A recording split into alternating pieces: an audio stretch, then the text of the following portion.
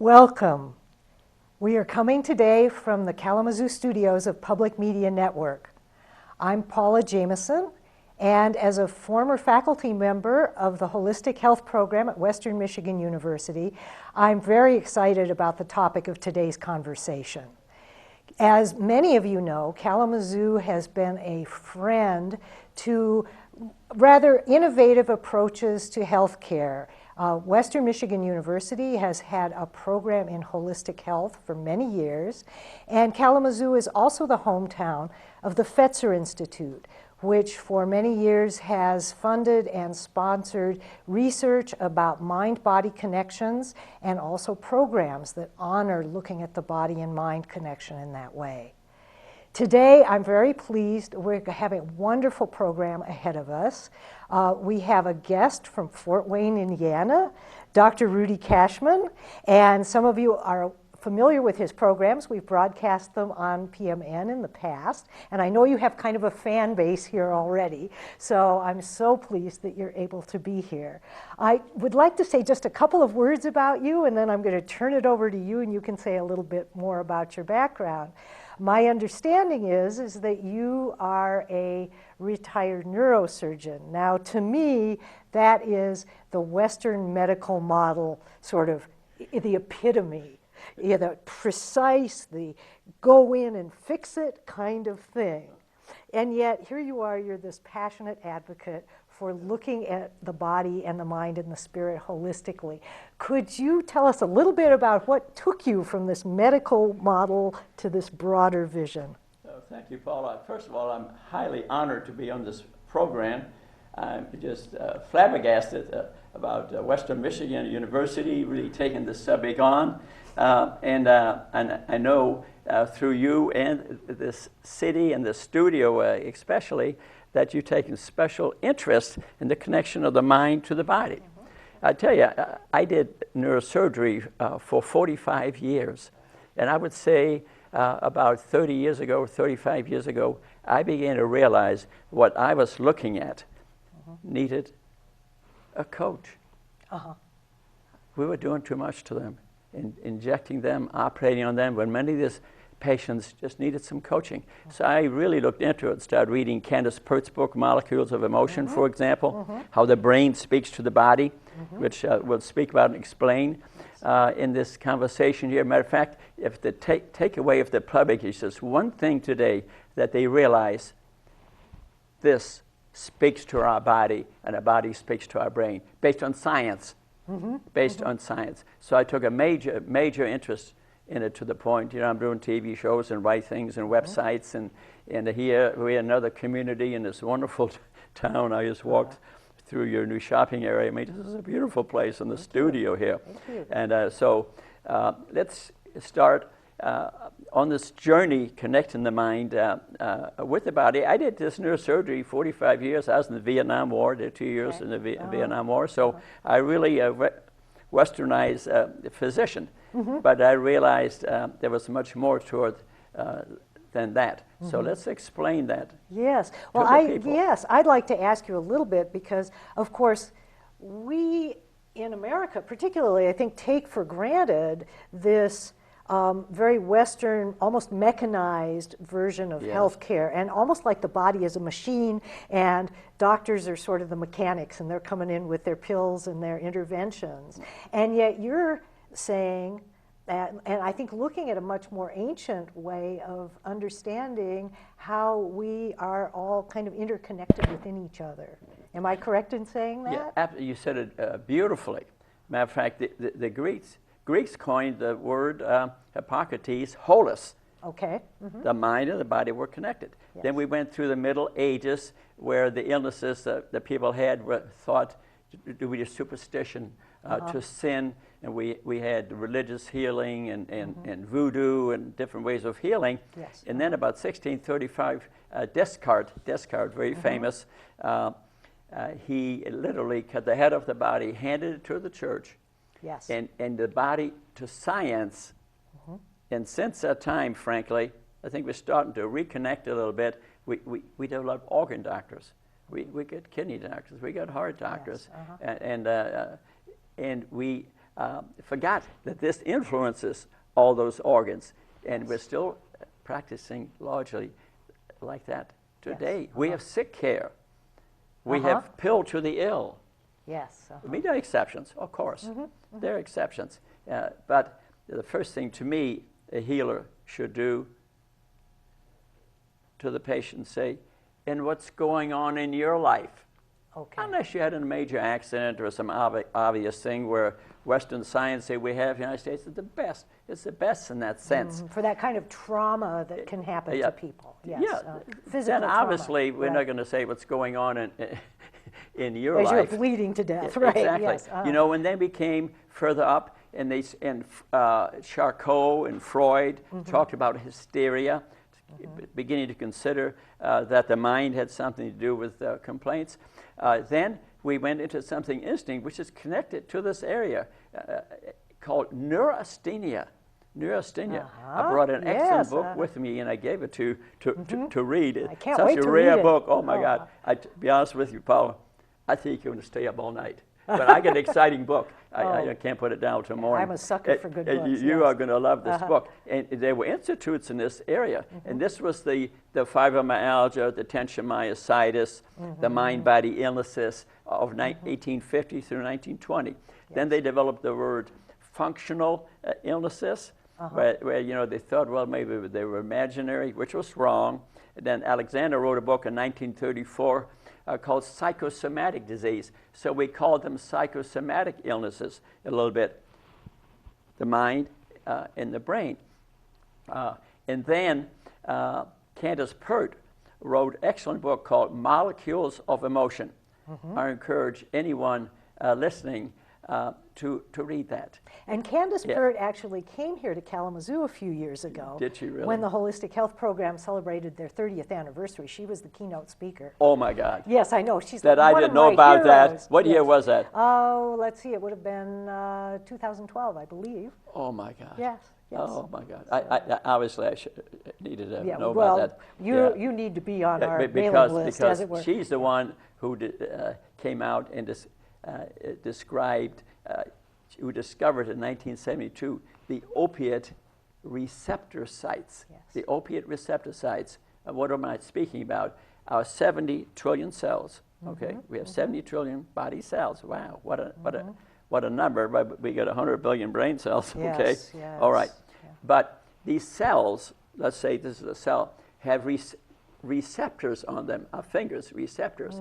And if you would, and what she discovered is we take morphine on the outside, and the morphine molecule touches one of these receptor sites. That sends the message to the cell as to what the function of that molecule is. So she discovered the opiate receptor sites. So all other drugs or medications or neuropeptides in our body need to hit these receptors. That's how they work, then. That's how they work. And 3 years after her, the Scottish team discovered the endorphins, our own morphine. See, no outside drug will work unless the body already has a receptor of that type. So this is part of this kind of amazing thing, really. I mean, if you think about it, it's just mind-boggling that we are built to have a response to these things, and they can be natural chemicals, or they can be, as we've done more and more, synthetic chemicals. Synthetic chemicals. They can be toxins in the environment.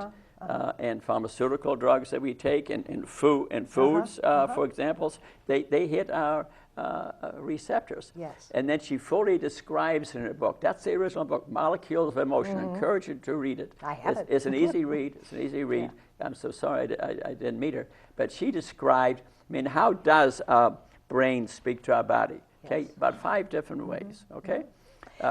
Well, I'd like to go into this in more detail, but I think that's for a whole other conversation. Yeah. I'd like to kind of take it out a step, outside of the body in a way, and how we who live in this world, how this body-mind connection, can you sort of bring that to life for us in our sort of daily life? How we're responding, maybe emotionally and physically at the same time. Can you say something about that? Yeah, I spend 1 minute, though, on the science of it, okay? Sure. Because they'll understand it a lot better. Now, our hypothalamus, above the pituitary gland, okay, a little area like that, through our thought process, threats, for example, can communicate to the body through these receptors, through hormones. We make about 20 different hormones, and the stimulation starts in the pituitary gland, the hypothalamus, okay? Then neurotransmitters. Our nerves don't go from a brain to a toe, for example. Periodically, a neurotransmitter has to jump from an axon to a dendrite. Okay, that's number two. Number two. Then about 300 neuropeptides. Insulin would be an example. Okay, and so that's how our brain can speak to our body. Then Candaceberg discovered that if you look at your Army, Navy, Marines, and Air Force, your immune system. Okay, our immune system, which is huge. Incidentally, 50% of it is in your gut. Yes. Gershon wrote a book called The Second Brain. Yeah, it's in your gut. She found out those monocytes in your Army, Navy, Air Force, your immune system that defends you all the time, okay, can speak back to the body and the brain. They make the same neuropeptides. So if we have, say, a stressful event coming at us, so our thought process, okay, through the neuropeptides, the hormones, and neurotransmitters can speak to our body, to our skin. Those receptors are especially in your heart. I remember being in med school, I have a threatening test, and I want to be a doctor so bad I could taste it. My heart would maybe beat twice a minute. Sure. Loved up. Now I've gone through a few years, and things are different types of stresses. It's my gut that reacts. Other people, it's their skin. So these hormones and neurotransmitter can affect the skin. Rashes, for example. They can speak to your bowel, have irritable bowel, colon diseases commonly.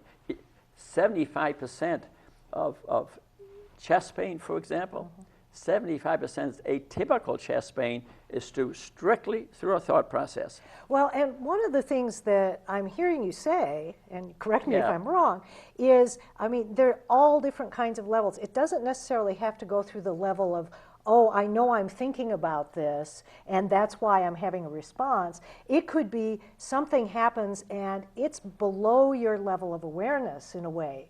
For example, somebody comes up to you and almost hits you when you're driving. You respond kind of physically before you're even mentally aware that that's happened. Yeah, I'm so glad you brought that up because there's two other ways that the brain in your body can speak to your organs, and that's through acute stress. Okay, that's the sympathetic nervous system. Okay, and then there's the relaxer, the parasympathetic. Two other ways. Now, if you have a tiger running at you, or I'm facing a car accident, that's acute stress. Okay, this is what will happen, and it'll happen automatically. Don't have to think it. Just like you said. Okay, your pupils will dilate, your skin could start sweating or drying up, your bowels shut down, the bladder shuts down, the liver secretes sugar to give you energy. Your heart rate picks up, your blood pressure increases, and this is the acute stress. Cannon described that in 1910. Okay? And this is fight-flight, right? Fight-flight response, and you're running, away from the tiger. Okay, but we don't face a lot of that, and that's over. It leaves very little effect on the body unless it killed you. Okay. Put you in a bad accident. Okay, but what we're facing today is chronic stress. Seeley in Montreal, he studied that. Hans Seeley, kind of a German like me, published 1,000 papers in the 60s, 50s or so. He's not alive today. He studied on animals. NIH no longer funds animal research on stress because he proved it. It was called the adaptation syndrome, and he would stress rats. And they developed, the heart would get bigger, the blood pressure go up, the lymph nodes get bigger, the adrenals, adrenal gland would atrophy, and they would die. That's a chronic stress. And it can be a killer, as you're saying. And it can be a killer. But a lot of this information that we gather from the stresses around us, 90% things that we worry about are never going to happen. Okay, but our brain doesn't realize that.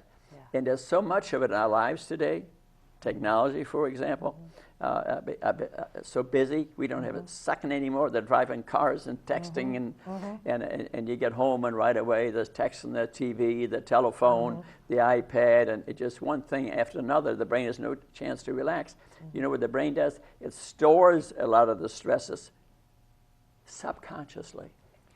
That's the only way. You deny it.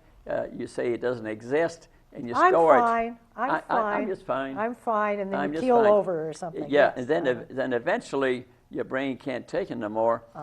And what could happen? Lose your temper, get mad. But the majority of the time, what's happening to people is that they take their information comes out as illnesses. Yes. So I sort of put in a book I wrote on that, Welcome to Your Mind Body. Illnesses, and there's a whole bunch, but I'll just name a few, for example. Headaches, fibromyalgia, atypical chest pain, irritable bowel, skin rashes, bladder spasms. Illnesses caused really by hormones, neurotransmitters, neuropeptides, and they will see the medical provider. And this is what I'm a little bit upset about these days, because we called it neurasthenia, functional disease, psychosomatic disease, but following Candace Pert, 60s, 70s, you don't hear at all about it anymore. I mean, it caused me to even write a book on it. I've seen so much of it as a neurosurgeon, okay? And the way it was manifesting because of technology, okay? They've invented the CT and the MRI and the angiograms, which are very helpful. I'm saying nothing against it, very helpful. But the problem is they go see a provider a lot of the time who knows nothing about this mind-body connection. Very few know much about it, okay? The man is Candace Pert's name. Very few have heard of her. So I appreciate what Western Michigan is doing. They should have a branch in every med school in the country, as far as I'm concerned. And suppose the person has, like a patient I saw, I'll make an example, 45-year-old female, slightly overweight. I went to see a doctor because of back pain and neck pain. He does an MRI and comes with a 6-page report that says you got degenerative disc, L3, 4, 4, 5, past 1. And the report is 6 pages long. It doesn't say 45-year-old female giving the age, a little bit overweight, which changes the MRI, okay? I mean, I can frankly look at a person and pretty much draw what the MRI is going to look like based on age, weight, and all that, okay? How much exercise they do, the idea. And she comes to see me and wants her back fused. A doctor says, you need a back fusion, okay? He never did say to her, and what's going on in your life. With you, right. That's the first thing I did, because she didn't fall out of an airplane. And so I speak to her. And she says, well, says 3 months ago, my husband left me. But a week ago, I lost my job. And you know what? She also had a scar right here. It was a beautiful October day, and the blouse was open. She had a scar right here. So I take a history here. Yes. No elevated cholesterol. Normal HDL, LDL, no fats in her blood, not a diabetic, nothing. Remember, she had a lot of chest pain, though, okay? And nitroglycerin, nothing worked. So they did an angiogram, remember, technology. Showed the right coronary, had some arteriosclerosis, which any person that's slightly overweight, 45 years old, Likely. likely. They operated on her heart. Oh, wow, yeah. And guess what happened in 6 months? Boom. No better. No, Well, and no better. I So it was think the this is- manifestation of the mind-body. See what I'm talking about? Well, and we have, in a way, physicalized so much of what's going on. And I think where you're taking us, and it's certainly my own kind of sense too, is that we're forgetting that this physical body is interconnected with this whole emotional, mental, hormonal, neural, it's so complex, and we're only looking at one tiny little piece of it. Very tiny part. And this is not taught in the medical school at all. At all. I mean, there's some exceptions, I'm sure. Not at all, which is a serious, really a serious problem, because this exists. I'd say 50% of the people that go see a physician have this. Yeah. I think actually it's higher, Uh-huh. but I think at least 50% of them. And this is now through technology leads to a lot of unnecessary treatment. That's the reason I like to emphasize it. Mm-hmm. So people need to be open-minded about it. Well, and I like this because in a way you're diagnosing the problem as Yeah. a physician, and now I'd like to talk about maybe a little bit broader sort of some of the approaches to kind of help us as the human beings who live in these bodies who are undergoing some of these issues, some ways to understand that where we can be helpful to ourselves and to our physicians if we need to go see them, right? Absolutely. No question that some providers catch on this pretty quick. No doubt about it. And I some that always start out with, Sure, what's going on in your life? But now that, and that's the reason I think sometimes to think it over before you have something huge done. Absolutely. And, and see, well, maybe this is the problem. Maybe there's something Get else. on the internet, Yeah. maybe get another opinion, talk it over, and see, could this be stress, for example? But what could a person do about it? This is a very good question. What reduces stress in a person's life, for example? Incidentally, this is a lot more common in females. Yes, because of hormones. Yeah, and they have more stressful lives. There's nothing insulting about it. It's just the way it is. Torn in all directions. Because all these years I saw a lot of women who at age 25, 30 get 2 or 3 kids and they've had their neck fused and all kind of things. So I think many of them probably had fibromyalgia or something like that. So be very careful before you have something big done about it. But you're a very busy person. You got 2 or 3 kids, okay? Maybe you're working too, which a lot of people have to do. Maybe you're a single parent. Maybe you're a single parent. Yes. But so I tried, what can you do, in your house? Number one is, try to realize this could be a problem. Exercise is very good. Even just walking a half hour a day or something, if you can do it, I think would be quite helpful. Yes. And I outlined what I called Rudy's 20 prescriptions for stress reduction, which I gave you a copy of, which on the top of the list is frankly, which I know I found out today, that you've taught meditation. Yes. Meditation. Yes. How to just be mindful. You can do that at home. Sit in a corner in the room, maybe develop a spiritual place in your home, and a little corner that's just you. People respect it. Mommy's got this, or daddy's got this 10 minutes, 5 minutes in the morning. People in the house respect that. That's where they sit down and close their eyes and maybe become mindful, think of nothing, not the past, not the future, and do some deep breathing. Be in your body. Be in your body, and after all, you are alive. Yes. So I have a lot to be grateful for, and make that a regular habit. In a way, you can almost do it. Meditation is not falling asleep. It just quiets your mind, and I'm sure you could teach it to people a lot better. But your breath, your breathing, as you know, causes secretion of your own neuropeptides, endorphins, dopamine, serotonin, neuropeptides that are calming, make you feel better. That's right. In my busy days of neurosurgery, I found that if I would just sit there in the morning, and I noticed my blood pressure was up a little bit, and I think I was anticipating the surgery, you know what I mean? But then I would sit there, take about 10 deep breaths, let the belly drop down. I'd visualize walking down a beach and use a mantra that's mind, energy. Pick any word that you like. Your loved one, God, whatever word you want to pick. Anguru Devnamo, that's the most famous mantra in the world. I know you know that. Yes.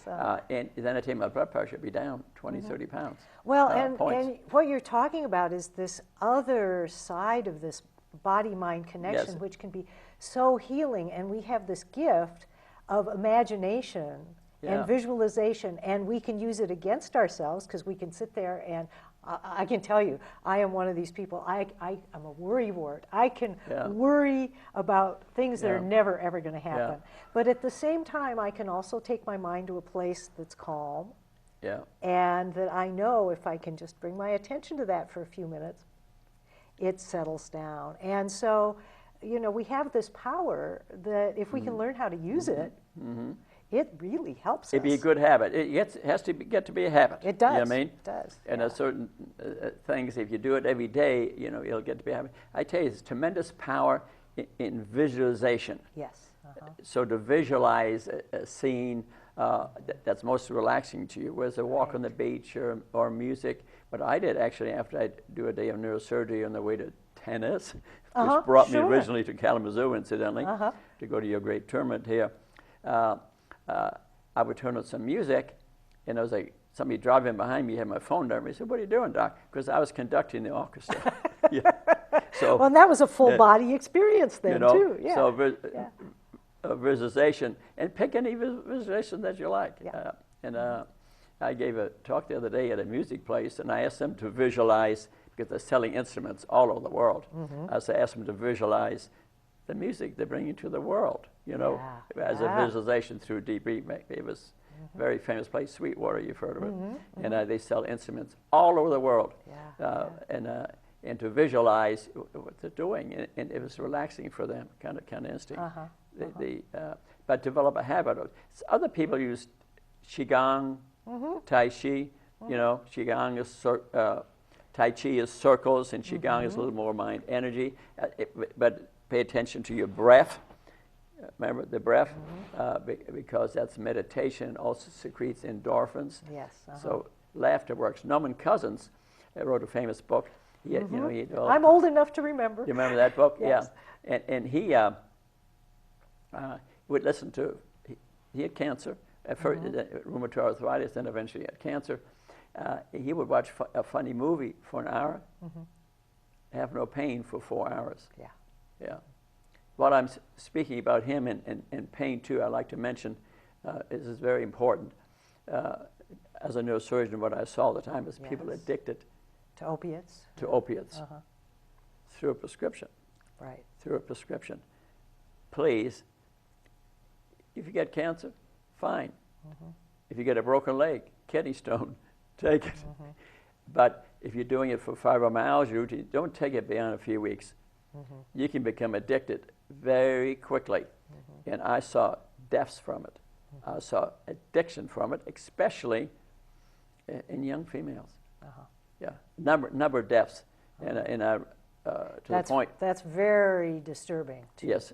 To the point I wrote 3 books on it on Amazon, and all about narcotics. So please don't accept a narcotic long-term maintenance medication. Actually, if you take OxyContin or something, you can be addicted in a week. That's what I've heard. Yeah, Very and other ones. Stuff. That's not. Yeah. So be very careful about it. Obviously, though, if you get a serious illnesses, but you know, even in cancer, you say, "Oh, no problem with cancer." Well, the trouble is not the trouble. The good news is some are cured. Right. Some are cured, and I know of 2 people personally were cured of their cancer, died from drug addiction. Oh, that's yeah. So How even as a sad. cancer patient, be very careful that you have a good reason for taking it and try other means. Mindfulness and breathing techniques work too. Your mindfulness teaching is used, you know, to think nothing in the past and the future. Mindfulness is used to teach for pain treatment. So we're speaking about a lot of illnesses that can be caused by our thought process, and that target our organs. To the point that I told you about, Gershon wrote this book, The Second Brain. What's he talking about? Talking about all those neuropeptides that are made there, and that work there. And bowel diseases, you know, are very common. Well, and you know, this just makes me think of a common image in our language that really respects kind of an ancient wisdom. When somebody says, "I know it in my gut." Yes. You know, because we're such people, it's like we think about ourselves as having these huge brains, and we think our knowledge comes all through our brain. But yet part of us knows that it comes from other places too. Our body has memory in it. Right. Yeah, Right. Kenneth Pert would say. Uh-huh. Yeah, so when you touch the skin and you massage it, and I reckon massaging too as being a great way for relaxation. And our lymphatic system has in it 600,000 miles of capillaries, Yeah. but it has no pump, no heart pump, anything. So, but that's the garbage collector of your body. That's your defender of your body. In essence, your body, just like you said earlier, is a symphony. It's not just this little thing here or the heart here. Yeah. It's an orchestra, symphony of interaction. That's so, beautiful. And to have a great massage. For example, if I'm going to get a cold, you know what I do? I don't take an antibiotic right away, anything. I go get a massage. Because that clears my lymphatic system, and the guys that are defending me, those are the antibodies, they go to work. And most of the time, my cold goes nowhere. It's kind of like they've taken out the trash, isn't it? Exactly. Beautiful. Beautiful. They took out the trash. Yeah. And I feel better. And I suggest it particularly for cancer patients to get one periodically. It's not suggested to them very often, but to clear out the lymphatic system and get there's science, behind that. And part of, the mind-body connection too is to follow proper eating habits. Yes. I think this is important to be healthy, not to that every time that we're stressed. I mean, what's a quick way to relieve stress? Eat some sugar. Right. I was going to say the hot fudge sundae cure, right? Yeah. Oh, yeah. I mean, it works for me too. For Pete's Sure. sakes. Yeah. I mean, what kind of food do I have in my house? Good and bad. Right. And don't eat anything with a mother or face. So I recommend towards eating more vegetables and things like that because they're healthy. Plant-based. You won't hardly believe this, but sugar is about 4 or 5 times more addictive than cocaine. I've heard that. Yeah, and a lot of us feed that addiction. We're stress eaters. Believe me, if I came home after day neurosurgery and it was 7, 8, or 9, and I don't allow it in my house, but Christmas time you see them. There's a donut laying there. I eat seafood. Food I see, I eat. Well, I'm going to you're grab probably, it. You know what I mean? You're tired, you're stressed. I mean, Exactly. And in a way, your sort of judgment is a little bit clouded at that point because you're so hungry. Exactly. Because you've beat up so much. Right. Because you'll grab it. That's normal. We all do that. I'm We're just giving human, a little. aren't we? Yeah, and we're not being judgmental here. We're just Right. trying to Right. help people. But I think this mind-body connection, to me, it's not talked enough about it. So if we can educate the public a little about it, like Western Michigan has been doing for how many years? 30 years? Yeah. Yes. Or that. Makes you wonder if they weren't an outgrowth of the neurasthenia. Well, there's been this kind of culture in this part of the state that has an awareness. It's really true. Is there something? Yeah, something about it. Yeah, which is kind of Isn't wonderful. it beautiful? It is. And because this can really help a lot of people. Yeah, in my practice of neurosurgery, I saw a tremendous number of people.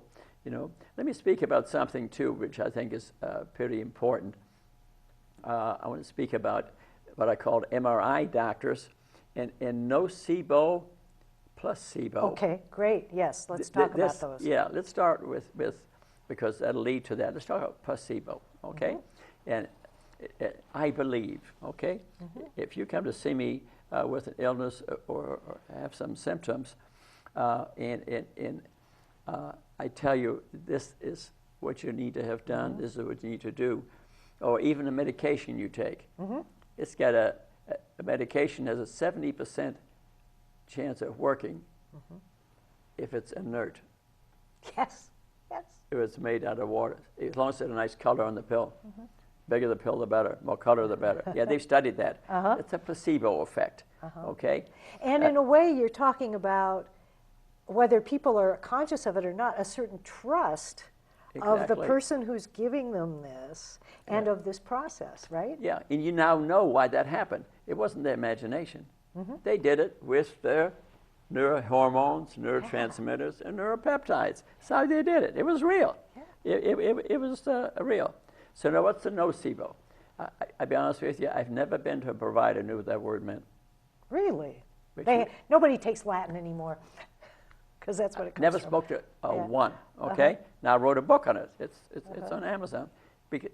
Very easy. I think every med student should be over that. And that is how we use negative speak to convince people to have something done.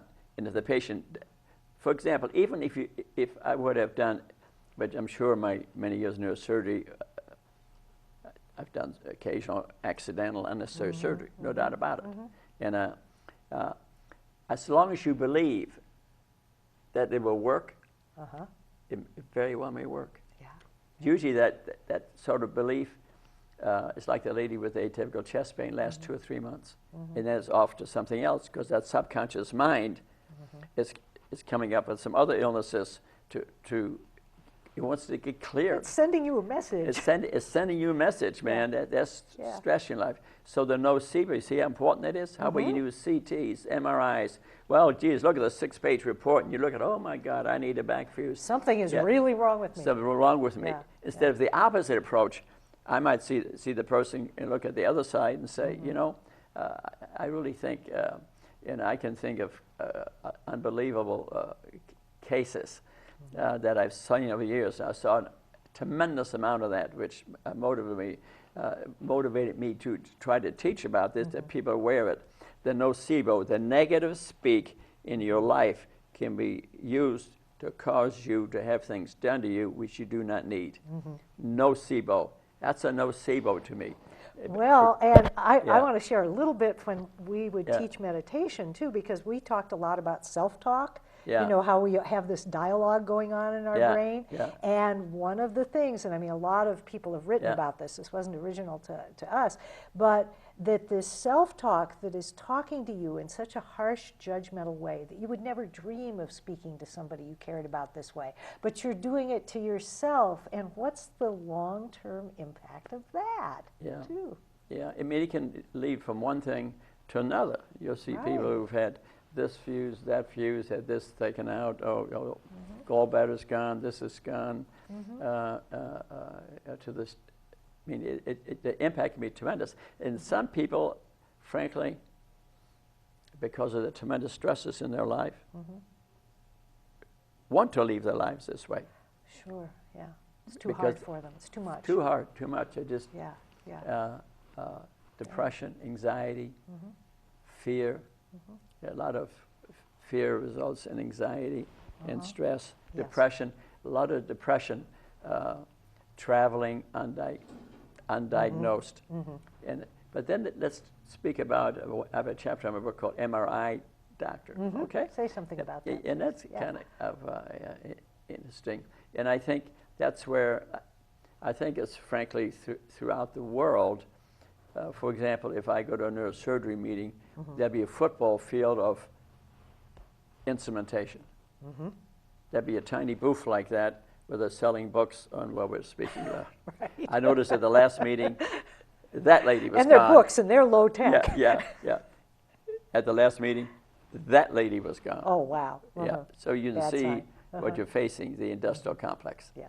And so you have to be aware, that's the purpose of this program, is that an ordinary person gets an MRI done, CT, angiogram, whatever diagnostic test that you're speaking about, if you don't have a provider, okay, and that knows you real well, you know what I mean? And by provider, you basically mean a doctor, right? Generally, but today we're seeing more PAs, or more PA nurses. Or a nurse, right. More nurses, but again, you know, if that PA, that nurse isn't a wellness doctor, right. you're in the same boat. But I would say my experience over the years that women, PAs, nurse practitioners, are a little more orientated in this direction. Maybe because they're female, or maybe taught differently. I don't know, but that was my experience. Maybe they've learned to listen a little bit better too, just by being women. Yeah, and let's be honest. Most of them don't get paid for a procedure. True. And And that can be subconscious, you know what I mean, too. Subconscious. I mean, I'm just trying to be honest about it, and believe me, I believe in Western medicine and surgery. I've saved a lot of people's lives. Oh, absolutely. But a lot of them, and some people, you tell them, you know, this is, come to see me, and they may weigh a couple hundred pounds and be pre-diabetic or diabetic, and they come and they get this report and they want their back fused. And I remember receiving a letter about once a month or so, and it would say, "And doctor, I want my money back because Dr. Cashman wanted me to eat right, and he showed me how to do push-ups. He was trying to get me to read some books." Well, it goes on and on and on. Oh yeah. My manager said, "Let's give him the money back." I'll say, "I did the right thing." But I'm just trying to understand that this thing speaks to our body, and we need to sometimes maybe sit back a minute, you know, and decide maybe this is not quite exactly, you know, what I need. But even if you have cancer, and Candace Pert's work, remember what I'm saying now? Your brain can speak to your immune system. Yes. So if we go tell a cancer patient, and my son's a neurosurgeon. He came to me one time and said, "Dad, I think I begin to see what you're talking about." And it's an unbelievable case. A lady came to see him, 38 years old, had a seizure, 4 kids, no husband. And it was a tiny tumor. And but we can tell without biopsy, 99% chance it was malignant. Tells her that. She starts screaming. Wouldn't you scream? I'd scream. In that situation. And what is this all about? She says, "Well, how long I get to live?" He says, 6 months. Gives her no hope. Tells 6 months. Wouldn't you scream? I would scream. Oh, yeah. Does a biopsy, next day gets a report, confirms it, goes back, talks, says the same thing. Doesn't say, you know, 10% of these people. I mean, people have to realize we can show you statistics, but you're not a statistic. Exactly. I keep reminding people. If you read that book by Gold, a very famous evolutionist, he has it because he developed cancer. He looked at the statistics. He said, "I'm not a statistic, and I'm just an individual person." You have to remember that. But that's not how she looked at it. And she starts screaming. But the next day, she was dead. She's gone. Voodoo effect. That's the extension of the nocebo. Yes. That's well written about in the medical literature. But the nocebo isn't. But the voodoo is well described as fibroid degeneration of the heart. It really happens. If the witch doctor points a finger at a tribe member and they believe the tribe wants to get rid of them, that's right. They'll drop dead. They go. Yeah, it's a real thing. It's been described in medicine. So it happens in medicine too. So the nocebo is just a little mild form of that. So these things, how you think, is. Well, I'd like to kind of take this to another interesting to me anyway, and I hope you can say something to this about the social side, the relationship side of health and well-being. Can you say something about how we bring one another either health or harm? Maybe without even intending it. It's subconscious. Remember what I said? People, you know, say fibromyalgia is imaginary. No, it's not. It's based on the neuropeptides and hormones of the body. But if you have a man and wife and children, for example, it can result in express itself socially. For example, if husband and wife don't get along too good, you know, one of the two could develop a mind-body illnesses and be sick all the time. When in reality, it's based on the stresses between them. So the doctor has to realize that it's not just speaking to you, but it has to realize the social environment that you're living in, the people around you. How the kids doing? Well, one's a drug addict. You think that's not going to affect the family? You know what I mean? So how's your husband doing? Well, he's lost his job. So these relationships an important part of the mind-body connection. It gets pretty complex, but that goes to show the importance of a long history by the provider, or at least going to the same doctor all the time that really knows you. So there's a relationship there. Absolutely. It's a relationship. It's not just you come in and see somebody for the first, last, and only time. It's not the pill to the ill. Yes. You get a strep throat and they get a positive culture. Of course, when you didn't give you a script, fine. Sure. That's the beauty of it. But the majority of the time, in the old days, the family doctors, they knew they'd be walking around with pieces of paper in their pocket. They knew a certain family was in, and they used to pay the family doctor to see the patient while all the specialists were still around. But now they don't pay for that anymore, so you don't see the family doctor.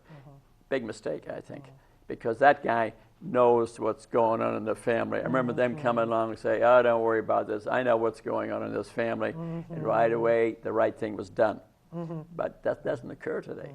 Well, and you know, and the other thing I hear from what you're saying too is this, say, physician that knew the family for many years not only had a lot of head knowledge about this family, but he had kind of probably some good instincts, some kind of intuitions about this family. You know, this is such a beautiful thing that you're saying, intuition. That's the reason I think part of it, why I kind of get into this a bit. I think I'm a little bit intuitive when I speak to people. You know what I mean? And when you get a family doctor who really knows a whole family for decades, he's going to be a lot more intuitive. Now you see the medical student graduating, the first thing he's facing, the computer. And I just read an article recently out of a medical journal where someone described what's going on right now. Someday I think it will help us, but at the moment there's no continuity of the information. He's got to click 20 times to find out what happened on the last visit with another doctor, and he's not seeing a picture. And this intuitiveness, which I think determines, frankly, a lot of this. You know what I mean? I just get a feeling, you know what I mean? And which is extremely important. And that's missing in medicine right now. So I again caution the viewer to, it says actually in the Bible, Hosea 6:4, we lack knowledge. Which brings up a point too. Is there healing and spirituality? Yes, there is. I'm not pushing religion here, but remember, I speak about belief system. Yes. If you believe it, it's much more likely to happen. And I encourage spirituality. I encourage people to go to church. You bring kids to church, you're going to be a lot better off. So I think, and part of that is how the orchestra, the symphony, the rainbow of interaction of our hormones, you know, results in good health. I encourage that highly to any viewer. And can we take this just a little step further, maybe a little step back? Because I remember reading, with somebody like M. Scott Peck, a psychologist years ago, and it stuck with me because he said, well, there's really no difference between mind and spirit. And that really rankled me. What do you think about all of that? Well, I think spirituality is an extension of the mind, and I think faith will affect the chemistry of your body. So I think they are related. The spirit living within you is a reflection of this interaction and orchestra of your body. So if you don't have any spirituality, you don't have any faith, there's going to be a certain neurotransmitters, hormones, neuroproteins not being secreted, and you're going to behave somewhat differently. Not that you couldn't totally without faith lead a good life, but it'll be tougher to deal with the problems of life, because life is like the stock market. You know what I mean? Oh yeah. There are ups and downs, and occasionally there's going to be a crash. Believe me, it's happened to me, and you just have to. But to learn these methods of dealing with stresses, I think it would be quite good. Maybe sometimes these 20 prescriptions I gave you, you could go through them with the audience one by one, or have them available, send them to them, and put them on the refrigerator and practice, you know, exercise and get a massage, turn on the music, take up dancing. Ooh, There's a good one. Yeah. There's a good one. You believe it right now? Let's talk about music for a let's second, and speak about dancing music. and the mind and healing. Say something about that. Oh, I love it. And you know, Musical Philia is a book written by Oliver Sacks. Yes. And the best exercise is music and dancing, to be honest with you. And the best exercise for you is one you enjoy. You know, the one that you enjoy doing. And I think that you're more likely to do it. But music And dancing, number one, is good exercises. It rearranges your brain. It rearranges your brain. Okay. You won't believe it. At the moment, at my young age, 39, wait a minute. 25. I take, every week, I take a piano lesson. I take a dance lesson. I can't believe something I started 6 weeks ago because I always thought I had not a good singing voice, but I come to find out now that really wasn't true. I'm taking singing lessons. Good for you. At Sweetwater Music in Fort Wayne, which sends instruments all over the world, and to be part of that culture. Do you know what I mean? And, it's brought a lot of happiness into my life. So I encourage people, you can always turn the radio on, the car, at home, have people walk in, and one of the best things to really get to keep the family together is to eat together. If I could convince families to eat sit down, maybe just one meal. As a neurosurgeon, that was tough. But I know of one doctor, Dr. Mark Hyman, Blood Sugar Solutions, Dr. Mark Hyman, yes, is I know of him. in his book. And Mark, they do not start the evening meal, nothing, till he's home. And I realize, Good for them. Wow. neurosurgeon like me, they wouldn't be eating. They'd be starving to death. But he does it. It's right in his book. And they don't get anything together. And he's part of the evening meal. He's learned to cook. And it's the family, the camaraderie. That's beautiful. Well, and in a way, that's one of these things where that all comes together, this whole wellness wheel in a way. Can you imagine the neurotransmitters and hormones going around? The good food, it's the people, it's the connection, it's the ritual. Right. You know, And I bet they don't have a lot of trouble falling asleep, you know. And sleep is very important for stress reduction, too. Okay, you know, you have good sleep habits. Get the lights out, maybe turn on some music, or maybe that's not even good. Or read a little bit. That's what, bango, to sleep I go. But good sleep habits are very important because they reorganizes our brain, improves our memory actually, improves our memory, and to try to figure this out. I think to try to take a lot of supplements to do it. I've been hearing bad stories about certain drugs lately that I would try to avoid that if you can, because we all need to sleep. So don't eat after 7 is a good one, because I wouldn't eat if that happened. And not to do huge physical activity within an hour of wanting to go to sleep, you know. But sleep is very important for us to reorganize our brain. Improves our memory too, incidentally. And that's when the brain stores things into a long-term memory. Now, do you think there's kind of an optimal number of hours people should sleep, or do you think different individuals have different Different individual things have different things, but certainly if you can grab 6 to 8 hours, that would be great. As a neurosurgeon, I was getting 4 or 5.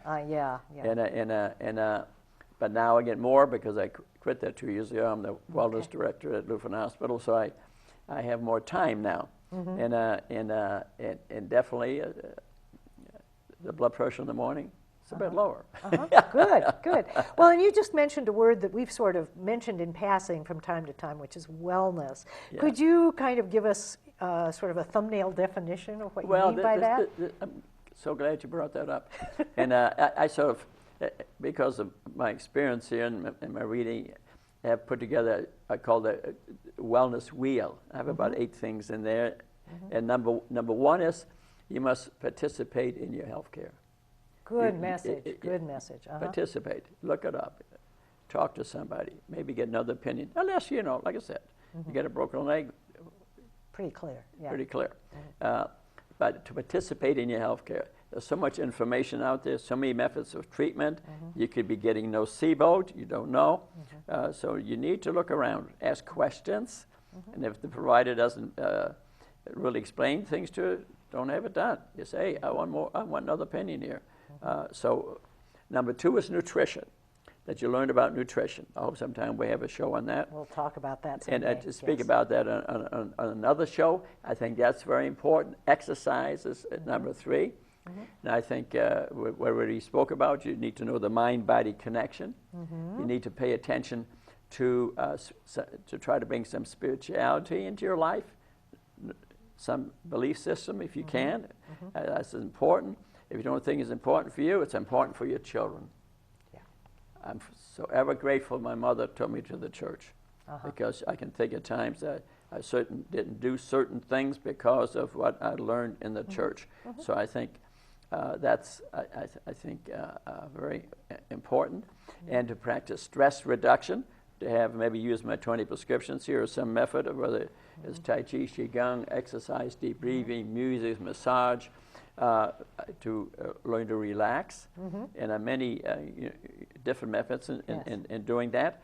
And I think this would be very good. And to get, I highly recommend to get yearly blood testing. You know, they'll say certain ages, you know what I mean, before age 45, you don't have to do it. Yearly blood testing, because your blood can change. You can develop diabetes. I see a lot of pre-diabetics. They've had for 10, 15 years, and then they get diabetes, finally diagnosed, and for 10, 15 years, the bad food has been inflaming their whole body. And so we're going to talk about that another day, too. Exactly. Yes. To get blood testing, health risk assessment, yearly basis. I tell you honestly, let me tell you something. Heart disease begins even before birth. What the mother and father were eating, I'll explain that in another show. Right. So yearly blood testing, even if you're skinny, you just don't know what's going on in your body. So I think that is very important. Well, Dr. Rudy, you've really given us a wonderful kind of summary and tour of this vast topic. I mean, we could talk about this for days. I'd love to do more with this.